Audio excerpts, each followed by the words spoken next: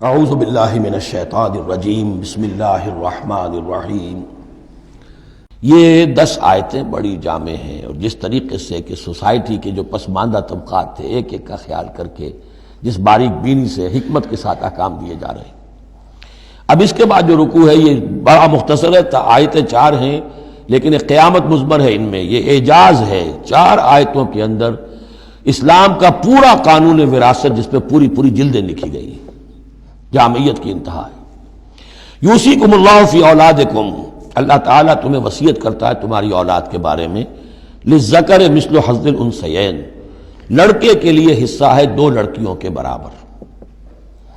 فإن کن نساء فوق اثنتین فلہن ثلث ما ترک،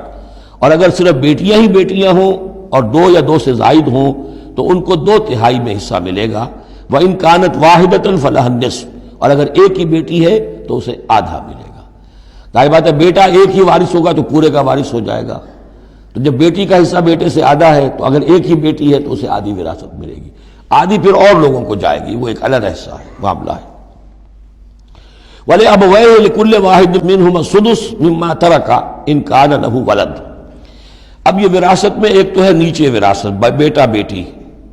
اور ایک ہے اوپر والد والدین، جب اب وہ بھی زندہ ہیں، فوت ہوا ہے کوئی شخص، اس کے والدین یا والد یا والدہ دونوں میں سے کوئی ایک زندہ ہے، ان کا بھی حصہ ہے۔ وَلِأَبْوَيْهِ لِكُلِّ وَاحِدٍ مِّنْهُمَا، اس کے والدین کے لیے ہر ایک کے لیے ان میں سے چھٹا حصہ ہے اس کے ترکے میں سے، مما ترک ان کان لہو ولد، اگر اس کے اولاد ہے۔ ایک شخص لاولد مر گیا ہے تو اور بات ہوگی، اولاد ہے تو چھٹا یعنی 1/3 حصہ والدین کو چلا گیا، 2/3 جو ہے اولاد میں تقسیم ہوگا۔ فَإِن لَّمْ يَكُن لَّهُ وَلَدٌ، اور اگر اس کی اولاد ہے ہی نہیں، لاولد فوت ہو رہا ہے، وَوَرِثَهُ أَبَوَاهُ، اور اس کے وارث اس کے والدین ہی ہیں، فَلِأُمِّهِ الثُّلُثُ، تو ماں کو 1/3 اور باپ کو 2/3، وہی وہ مرد کا باپ ماں سے عورت سے دگنا ہو جائے گا۔ فَإِن كَانَ لَهُ إِخْوَةٌ، اور اگر اس کے بہن بھائی ہو، فَلِأُمِّهِ السُّدُسُ مِن بَعْدِ وَصِيَّةٍ يُوصِي بِهَا أَوْ دَيْنٍ، تو پھر ماں کا حصہ جو ہے وہ پھر اور کم ہو جائے گا، چھٹا حصہ رہ جائے گا سلس کی بجائے،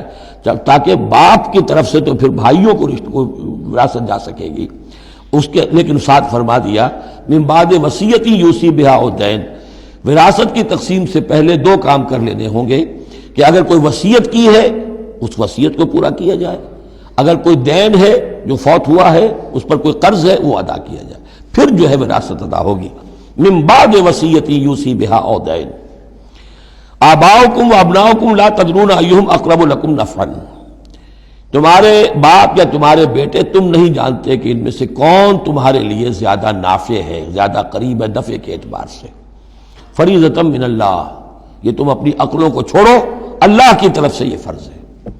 فریضۃ من اللہ، یعنی آدمی سمجھے میرے بوڑھے والدین ہیں،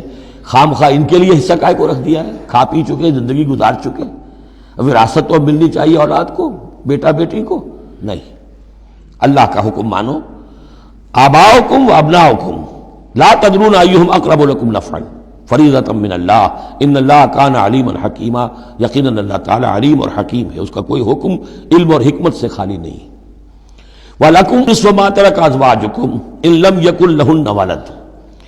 اور تمہارا حصہ تمہاری بیویوں کے ترکے میں سے آدھا ہے اگر ان کے کوئی اولاد نہ ہو، بیوی فوت ہو رہی ہے اور اس کے کوئی اولاد نہیں ہے تو جو کچھ چھوڑ رہی ہے اس میں سے نصف جو ہے شوہر کا ہو جائے گا، باقی نصف جو ہے وہ بیوی کے بھائیوں وغیرہ کو جائے گا، لیکن شوہر کا نصف ہو گیا۔ فَإِن كَانَ لَهُنَّ وَلَدٌ، اور اگر اس کی اولاد ہے، فَلَكُمُ الرُّبُعُ مِمَّا تَرَكْنَا،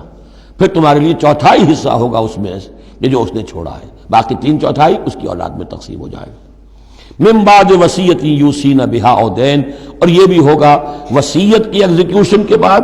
اور اگر کوئی قرض ہے تو اس کی ادائیگی کے بعد۔ وَلَهُنَّ الرُّبُعُ مِمَّا تَرَكْتُمْ، اور جو کچھ تم چھوڑو، مرد شوہر فوت ہو گیا ہے تو اس کی وراثت میں سے بیویوں کا حصہ ہے 1/4، ان لم یکن لکم ولد، اگر تمہارے کو اولاد نہیں ہے۔ فَإِن كَانَ لَكُمْ وَلَدٌ، اور اگر تمہارے اولاد ہے، فَلَهُنَّ الثُّمُنُ مِمَّا تَرَكْتُمْ مِن بَعْدِ وَصِيَّةٍ تُوصُونَ بِهَا أَوْ دَيْنٍ، تو پھر ان کے لیے 8واں حصہ ہے۔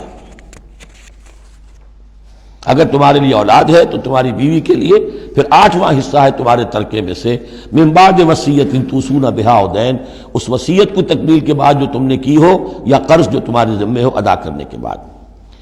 وَإِنْ كَانَ رَجُلٌ يُورَثُ کلالہ،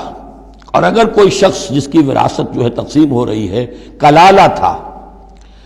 او امراتن، یا کوئی عورت بھی کلالہ ہو سکتی ہے۔ یہ کلالہ کون ہوتی ہے؟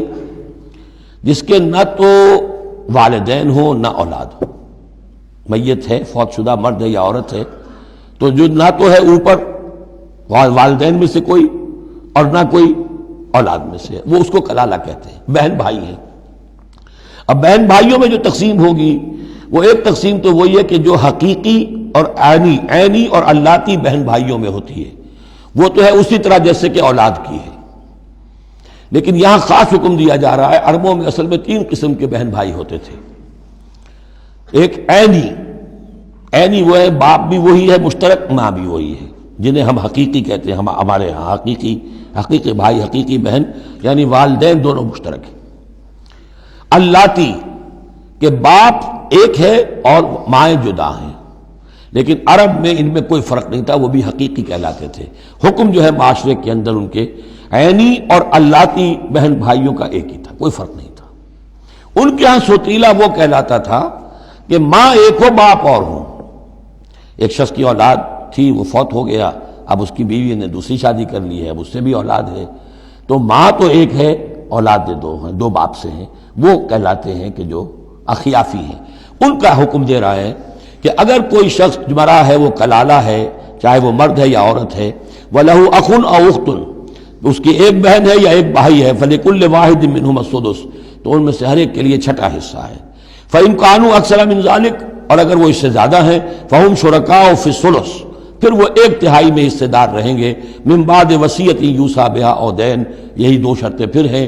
اس وصیت کو ایگزیکیوٹ کرنے کے بعد جو کی گئی ہو یا قرض کی ادائیگی کے بعد، غیر مضار،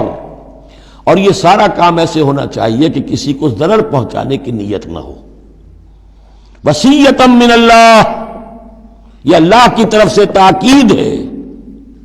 واللہ علیم حلیم، اللہ تعالیٰ سب کچھ جاننے والا، کمال حلم والا ہے۔ اس کے حلم پر دھوکہ نہ کھاؤ کہ وہ تمہیں پکڑ نہیں رہا ہے، اس کی پکڑ جب آئے گی تو ان بطش ربک لشدید، پھر اس کی پکڑ بڑی سخت ہوگی۔ تلک حدود اللہ، یہ اللہ کے حدود ہیں۔ ومن یطع اللہ ورسولہ یدخلہ جنات تجری من تحتہا الانہار، جو اللہ اور اس کے رسول کی اطاعت کرے گا وہ داخل کرے گا انہیں ان باغات میں جن کے دامن میں ندیاں بہتی ہوں گی، خالدین فیہا، جس میں وہ ہمیشہ ہمیشہ رہیں گے، وذالک الفوز العظیم، اور یقیناً یہ بہت بڑی کامیابی ہے۔ ومن یعص اللہ ورسولہ ویتعدی حدودہ، اور جو کوئی نافرمانی کرے اللہ اور اس کے رسول کی اور تجاوز کرے اس کی حدود سے، یدخلہ نارا خالدا فیہا،